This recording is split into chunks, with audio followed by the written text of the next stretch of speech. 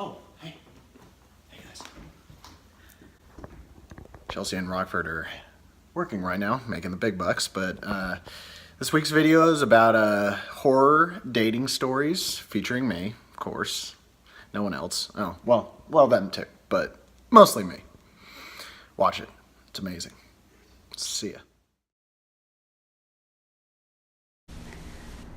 Back when I was driving through Arizona, my dad set me up on a blind date with one of his childhood friend's sons.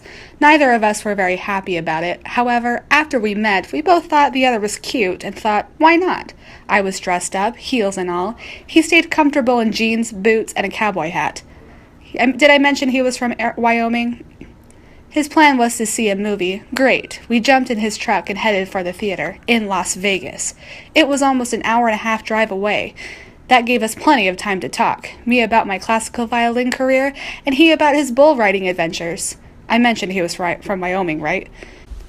We saw the movie, which was okay, and headed back to his house. Okay, his mom's house. He took my hand as we walked through the casino to get to the parking lot, so we wouldn't get separated. At least, that's what he said. And a guy saw him take my hand. As we walked by him, he made a disparaging and rather loud remark, basically saying that a girl like me had no business being with a cowboy like him, but with a lot more vulgarity.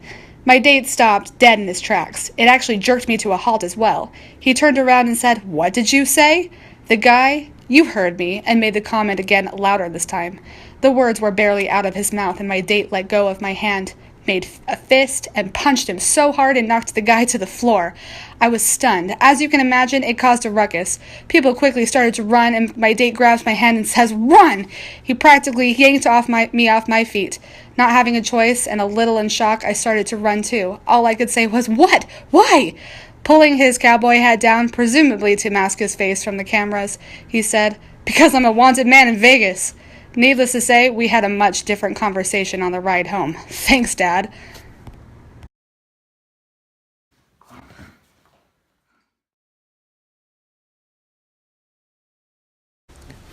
I got home from school and my dad says, "Hey, do you remember the Jones?" I said, "The family from Washington?" He said, "Yeah, do you remember their son, Kenny Jones?" I said, "Sort of." I mean, it had been years since I'd seen him. I think it was 7. I remember he was kind of chubby kid, but so was I then, who had black hair and was fun to play dodgeball with on the playground. But that's all I could remember. My dad said, "Well, his family is in town. They wanted to set you and Kenny up on a date." I said, "Okay." He said, "Great. He'll be here to pick you up at 6. I said, "You already told him yes?" He just nodded. I said okay and hurried to get ready. A short time later, I get the knock at the door. Keep in mind, I'm sort of expecting to see a more grown-up version of my childhood friend. I opened the door and he said, "Are you Connie?" I nodded. There before me stood a guy with long back ponytail, holding a motorcycle helmet, wearing black chaps and a tank top, which showed off his massive arms laced with tattoos.